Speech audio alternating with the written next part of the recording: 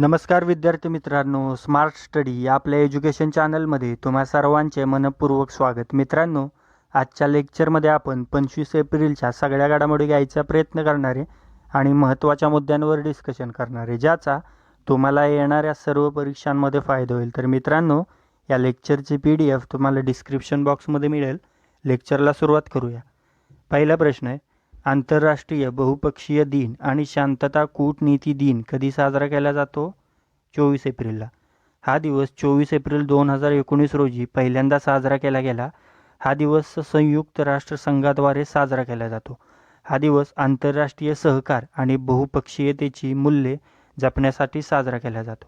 तर हा संयुक्त राष्ट्राद्वारे साजरा केला जातो. तर संयुक्त राष्ट्राबद्दल माहिती घेऊ.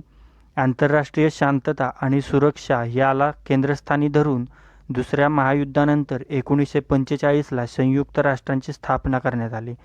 तर हिचं मुख्यालय न्यूयॉर्क शहर, अमेरिका येथे.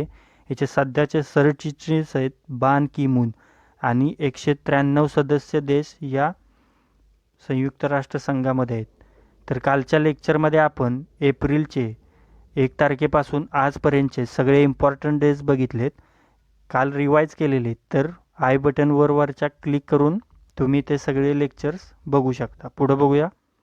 अलीकडेच विकसित केलेल्या DRDO मोबाईल कोविड-19 टेस्टिंग लॅबचे उद्घाटन कोणाद्वारे करण्यात आले? तर याचं उद्घाटन संरक्षण मंत्री राजनाथ सिंग यांच्याद्वारे करण्यात आले. ही टेस्टिंग लॅब एका दिवसात 1000 नमुने तपासण्यात सक्षम आहे.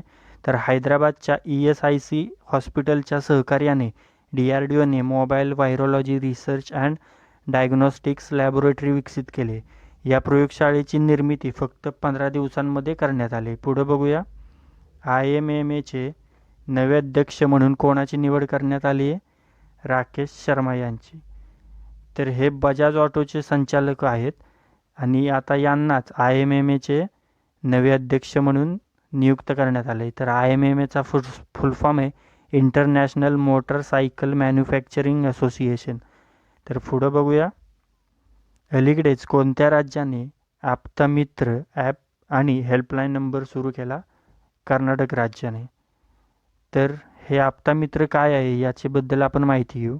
तर हे ज्या लोकांना कोविड-19ची लक्षणे जाणवत आहेत त्या लोकांना डायरेक्ट डॉक्टरांचा सल्ला मिळवण्यासाठी याचा उपयोग होईल.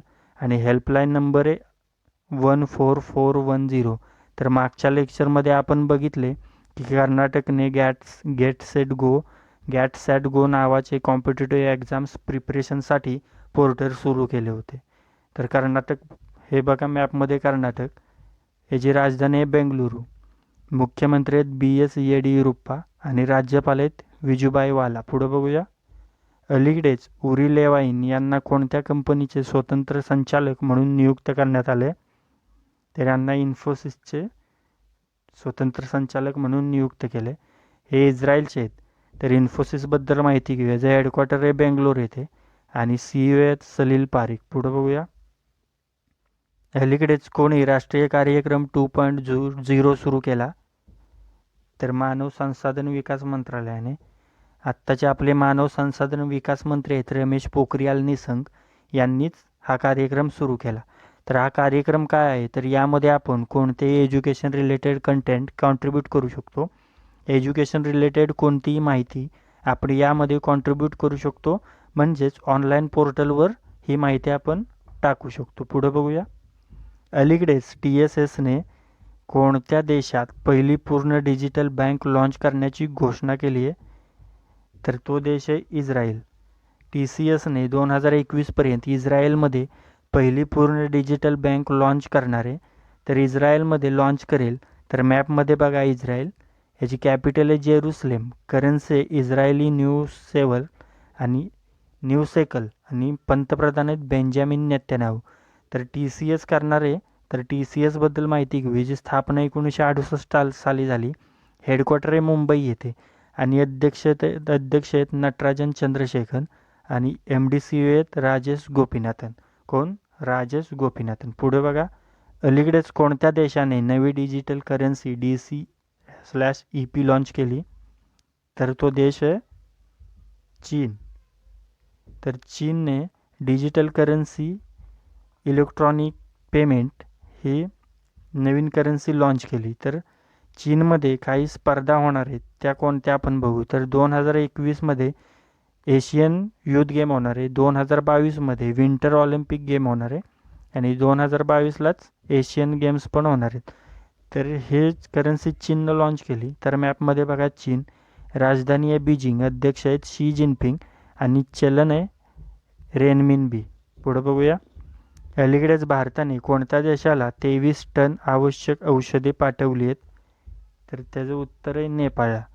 यामध्ये पॅरासिटीमॉल आणि हायड्रॉक्झिक्लोरोक्विन औषधे आहेत, नेपाळने पाठवली. तर मॅपमध्ये बघा नेपाळ, याची राजधानी आहे काठमांडू, अध्यक्ष आहेत विद्यादेवी भंडारी, पंतप्रधान आहेत खडगा प्रसाद शर्मा ओली आणि चलन आहे नेपालियन रुपीज. तर अलीकडेच भारताने मालदीवला 6.2 टन आरोग्य सामग्री पाठवली, ते पण आपण पाहिलं. तर हे कोणत्या ऑपरेशननी, तर ऑपरेशन संजीवनी थ्रू पाठवली गेली. पुढं बघूया. अलीकडेच हुवाई टेलिकॉम इंडियाचे नवे CEO म्हणून कोणाची नियुक्ती केली गेली. याचं योग्य उत्तर आहे डेव्हिड ली यांची टेलिकॉम इंडियाचे नवे CEO म्हणून नियुक्ती केली गेली. पुढे बघूया. अलीकडेच कोणत्या राज्याने रॅपिड स्क्रीनिंगसाठी तिरंगा नावाचे वाहन सुरू केले. याचं योग्य उत्तर आहे केरळ. केरळनी तिरंगा नावाचं वाहन सुरू केले. तर कोविडच्या लक्षणाचे परीक्षण करण्यासाठी केरळने हे वाहन सुरू केले. तर कमी वेळात जास्तीत जास्त चाचण्या करण्यासाठी याचा उपयोग होणार आहे. याचा तिरंगाचा फुल फॉर्म आहे टोटल इंडिया रिमोट ॲनालायसिस निरोग्य अभियान. तर हे वाहन केरळनं सुरू केले. तर मॅपमध्ये बघा केरळ, राजधानी आहे तिरुवनंतपुरम, मुख्यमंत्री आहेत पिनराई विजयन आणि राज्यपाल आहेत आरिफ मोहम्मद खान. कोण? आरिफ मोहम्मद खान. पुढचा प्रश्न आहे, ई ग्राम स्वराज या पोर्टलचे अनावरण कोणी केले. याचं योग्य उत्तर आहे पंतप्रधान नरेंद्र मोदी यांनी. तर हा आपण प्रश्न का घेतला आहे, तर कालच पंतप्रधान नरेंद्र मोदींनी सगळ्या देशामध्ये सरपंच, गावाच्या सरपंचांसोबत व्हिडिओ कॉन्फरन्सिंगद्वारे चर्चा केली. तर त्यामुळं हा आपण प्रश्न घेतला आहे. आणि ही चर्चा का केली, तर त्या गाव लेवलचे जे कोरोनाचं संक्रमणाचा प्रसार आहे त्याची माहिती घेण्यासाठी केली आणि त्यांना प्रोत्साहन मिळण्यासाठी केली. तर मित्रांनो, या लेक्चरमध्ये आपण या दिवसाच्या सगळ्या घडामोडी घ्यायचा प्रयत्न केला आहे, ज्याचा तुम्हाला येणाऱ्या सर्व परीक्षांमध्ये नक्कीच फायदा होणार आहे. जर हे लेक्चर तुम्हाला आवडलं तर लाईक करा, शेअर करा, सबस्क्राईब करा. थँक्यू.